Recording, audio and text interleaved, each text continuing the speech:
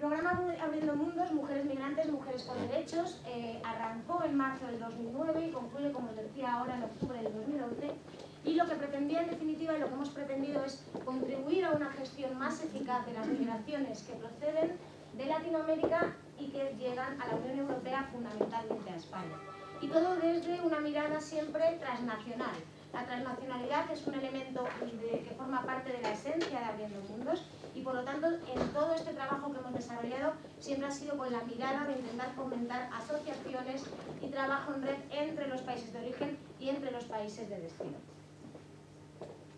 En definitiva, lo que pretendíamos era mejorar la realidad de las mujeres migrantes. Mujeres migrantes, concretamente, poniendo el foco en la región andina y en el trabajo del empleo de hogar y el trabajo de cuidados. ¿Por qué nos hemos centrado en la región andina y concretamente en los países Colombia, Bolivia, Perú y Ecuador? Porque estos países representan el 67% del total de la migración latinoamericana que hay en España, por lo tanto es un porcentaje muy fuerte dentro de la globalidad de esta región. Y en segundo lugar, porque esa región, además, esos 4 países, representan el 50% de todas las mujeres extranjeras que están dadas de alta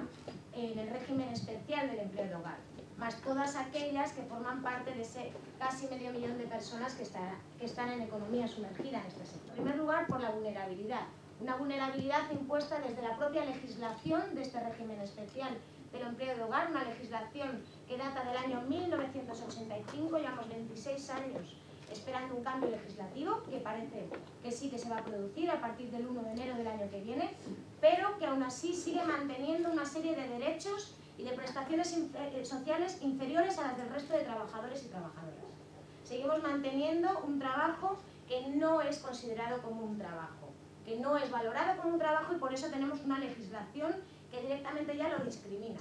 y que niega derechos tan básicos como el derecho a la prestación por desempleo, que es una de las grandes peticiones que no se ha incluido en este cambio legislativo que se va a producir. En segundo lugar, por la invisibilidad. Son mujeres invisibles porque realizan un trabajo invisible.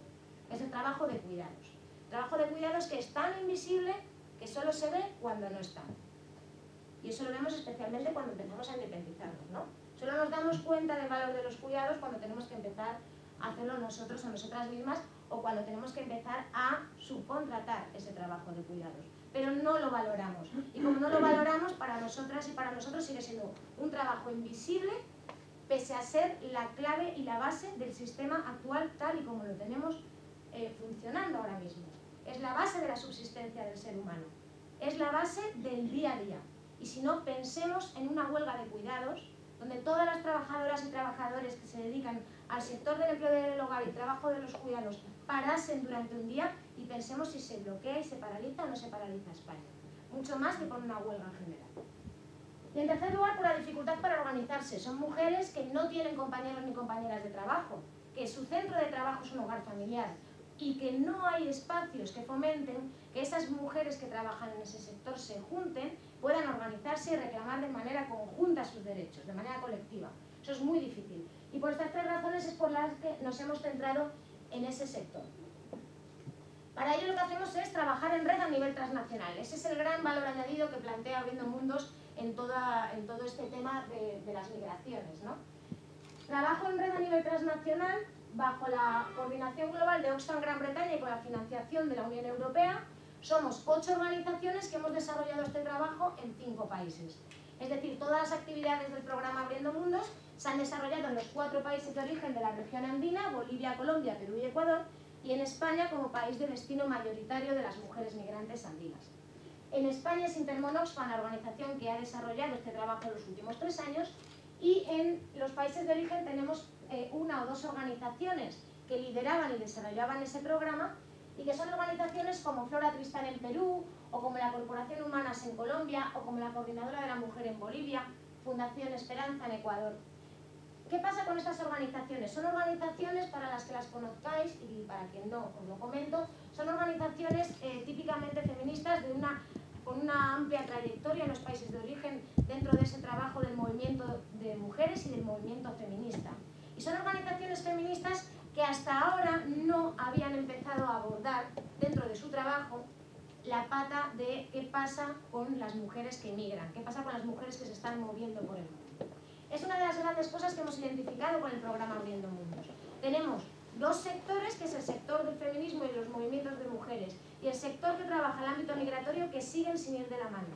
Y por lo tanto, una de las cosas que ha intentado hacer Abriendo Mundos es incidir en las organizaciones feministas y en las organizaciones de mujeres para que empiecen a llevar su trabajo y a llevar su mirada hacia la situación actual de las mujeres migrantes. Y por otro lado tenemos a ese conjunto de organizaciones que trabajan en el ámbito migratorio a las que hemos tratado de incidir para que empiecen a tratar de verdad su trabajo con ese enfoque de género que pretendemos y que empiecen a poner la mirada y sus estrategias hacia la situación de las mujeres migrantes. Eso simplemente por las organizaciones que han formado parte del proyecto y que ya están metiendo esos temas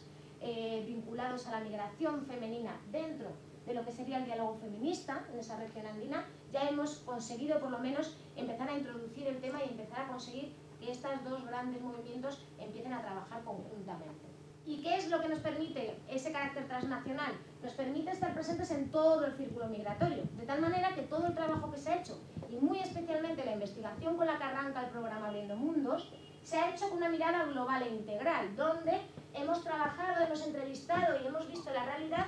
desde las propias mujeres migrantes en cada una de las fases de sus proyectos migratorios. Es decir, mujeres que estando en origen pretenden migrar y tienen un proyecto migratorio, mujeres que están ahora aquí en España trabajando de manera efectiva, mujeres que están aquí en España pero están empezando a considerar o a definir su proyecto de retorno, y por último mujeres que ya han retornado y que por lo tanto nos dan esa visión global de qué pasa en lo que yo esperaba antes de viajar, una vez que he viajado y ahora que he vuelto,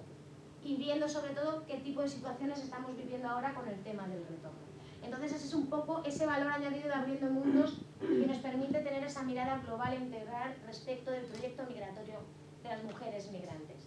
Geográficamente todas las actividades se han desarrollado en las 3 ciudades, en el caso de los países de origen, las 3 ciudades de mayor éxodo de mujeres migrantes, y en el caso de España como país de destino, las 3 ciudades con mayor número de mujeres migrantes andinas, que son por este orden Madrid, Barcelona y Valencia.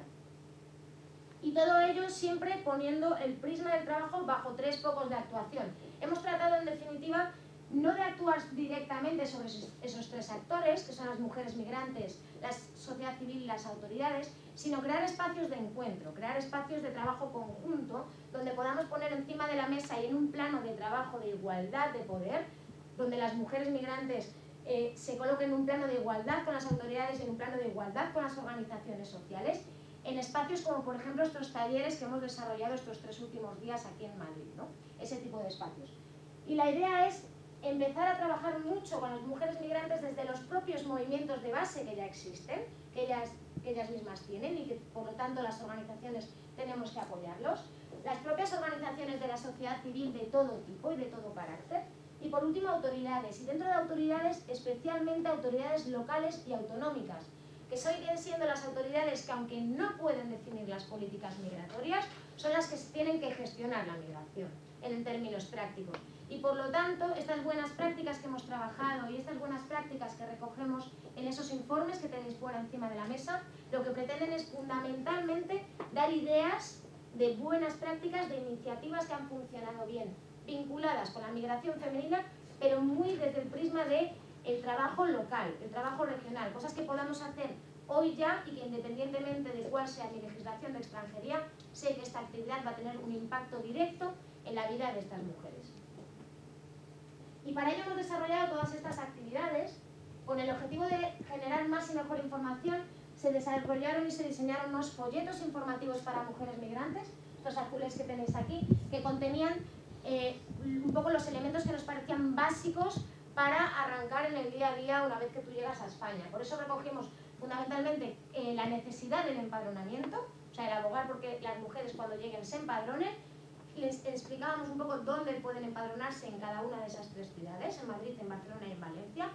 además de incluir el proceso o el sistema de acceso a la tarjeta sanitaria como un elemento fundamental de convivencia aquí en España, y luego ya recogíamos los derechos laborales que tienen las trabajadoras del hogar en general, porque es una legislación que afecta a españolas y a extranjeras que trabajan en el sector. Y Y ahí recogimos todos esos derechos, explicando además que tú, independientemente de tu situación administrativa, es decir, se tengan o no se tengan papeles, se pueden denunciar las vulneraciones de derechos laborales y la justicia te va a amparar, porque los derechos laborales están por encima de tu situación administrativa. Unos folletos que luego concluíamos con información de organizaciones, embajadas y consulados, direcciones y teléfonos, y sobre todo organizaciones a las que puedan acudir a asesorarse de manera gratuita, que es otro de los grandes mitos, ¿no?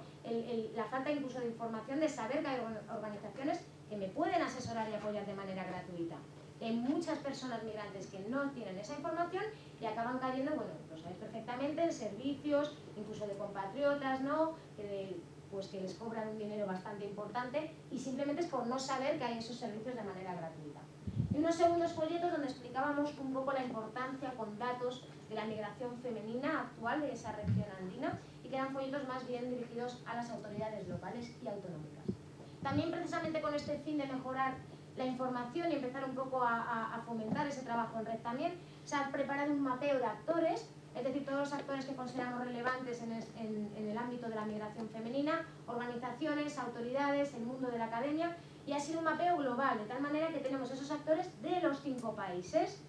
juntos en un Excel, por decirlo así, que además vamos a colgar en la web, porque la idea es que empecemos a fomentar ese trabajo en red entre origen y destino, fundamentalmente. Entonces, con este mapeo podremos ver qué están haciendo las organizaciones también en los países de origen. Luego desarrollamos esa investigación, ese Mujeres Migrantes Andinas, Políticas, Contexto y Gestión Migratoria, que tenéis también ahí fuera y que os invito a que cojáis más de un ejemplar si queréis, porque todavía tenemos bastantes. Una investigación que lo que hace es recoger 5 investigaciones nacionales. Es decir, en cada uno de los países de Abriendo Mundo se desarrolló una investigación a nivel nacional, con una parte cualitativa muy importante basada en entrevistas a mujeres migrantes, a un gran número de mujeres. Y a partir de esos informes nacionales se ha elaborado esta publicación que lo que hace es recoger y sistematizar lo encontrado en los 5 países. Y eso nos permite además identificar cuáles son los elementos comunes que vive cualquier mujer que migra y cuáles son las diferencias en función del país de procedencia, en función de dónde te hayas insertado una vez que llegas aquí a España a trabajar. Y una investigación donde creo que el valor añadido que tiene y que os invito un poco a reflexionar bien sobre ese capítulo es todo ese segundo capítulo titulado Voces de Mujeres, que lo que hace es recoger con los propios testimonios de las mujeres entrevistadas, hace un repaso, ¿no?, por todas las inquietudes, los problemas, las necesidades que tiene una mujer cuando migra desde el antes, desde que pienso en migrar, y de tal manera que nos permite tener una visión global desde el antes y hasta el después, una vez retornado, qué es lo que ha pasado con todas aquellas problemas, obstáculos, inquietudes, necesidades.